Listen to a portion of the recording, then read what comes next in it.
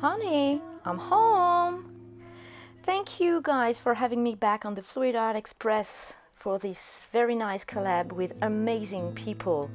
I'm very pleased to be back here again. So today's inspiration is this triptych I made a while ago. It's a pearl pour, and I wanted to make a piece for somebody who really loved this triptych, especially the green piece over there. So let's get to it. So first I did the pearl pour. You can see the consistency, it's very fluid, and I used a metallic emerald green, a silver and a black base. So first I poured the emerald green in a puddle in the middle of a black gessoed canvas.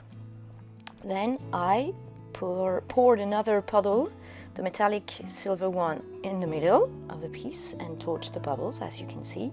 And then I swirled it around to create some movement and some friction to make pearl cells pop up. And you can already see that on the screen with the silver. Then I put some black on top, torched the bubbles, and swirled it again and got rid of as much paint as I could, so that I can have multicolored pearl cell popping up. And I torch the piece to help the pearls appear. Then I saw some lack of paint in this corner, so I decided to put some metallic silver and then blow it to be able to cover this particular corner. I torched again to see if I could make the pearls grow and make some other appear. And it can take quite some time to get all the pearls you want, so you have to be very patient with this technique. But I love to do it. It seems like magic when all those very round and puffy cells pop up. I'm really happy when I do this kind of pours. Then I'm trying to tweak this corner again with some emerald green this time. And I blew on it and torched it. And torched some more. As I told you, very patient. So this is an almost dry result. So you can see they're a little distorted, but I love the look, and I know that the person who I want to make the piece for is gonna like it too. So next step was adding something interesting in the middle, and this particular person is an intern of mine. He recently bought a leopard gecko. You can see the picture here. And as my drawing skills are very minimal, I had to refilm this because I lost the footage. I had to use baking paper and a HB pencil, and I drew the gecko just by using the transparency of baking paper and be able to draw the silhouette. So that's what I did, and I just made the overall shape and some nice details that I wanted to keep.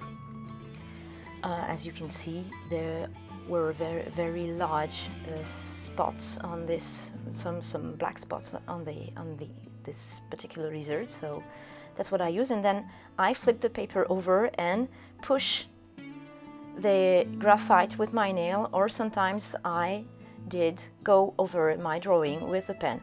I should have used a more greasy or oily pen because this one was kind of transparent when I applied it on the canvas, and my background was very dark, so maybe a 2B or 4B would have been better. I don't know, I can't remember which one is best. So I did with what I got, and all in all, this drawing is very nice, but as it was very transparent when I put it down on the canvas, I didn't manage to keep the shape really well, and you're gonna see on the final piece that my lizard has a bump on the back, whereas the real lizard is a little bit curved, but there are no real bump on the back, so I was a little bit disappointed, but you gotta do what you gotta do. So I managed to keep the shape, and I also have to say that I have tremors in my hands, so I did with what I had, and I'm sure my friend is gonna be very pleased about that, because he really loved my painting and he really loves leopard geckos. So yeah, I'm trying to keep it real, you know. So I began, when I mapped with the graphite pen, I began by overlapping the silhouette with some some glue, with a glue gun. Sorry, friends. I'm very tired these days, and I have very many difficulties to speak in French, so imagine in English. And you don't have to imagine that, because you're hearing me talk right now. So I redid the overall shape with the glue, because I wanted to do my paint pour inside the silhouette. I decided to go over the glue with some glitter glue pens that I found in a craft store in France. This particular glue was really thin, so at first I tried on an acrylic sheet to do the silhouette directly with the glitter, but it wasn't good, so I decided to overlap the glue that I made with the glue gun with this glitter glue. And at first I was very pleased, so I kept it that way. I tried to do the mouth with a lighter glitter glue, a lighter gold glitter glue, and then, as you are going to be able to see in a minute, I decided to do the eye with some purple. And at first it was fine, but as you are going to be able to see in a moment, I decided to switch colors, because purple had nothing to do with this lizard. He didn't belong, so I switched it later. So for the pores, I use prism colors, honeycomb, the first one is honeycomb, I think, buttercup, then turquoise, then this one is onyx, the next one is eggshell white. I use some silver called moonstone, and I use a moon color hammered effect in ivory, I think, ivory black, something like that. And I had the colors of the real lizard on my phone, so I think I decided to begin with the dark stains. No, I began with the eye, and then I added this is the silver one with the honeycomb, with the ivory, sorry.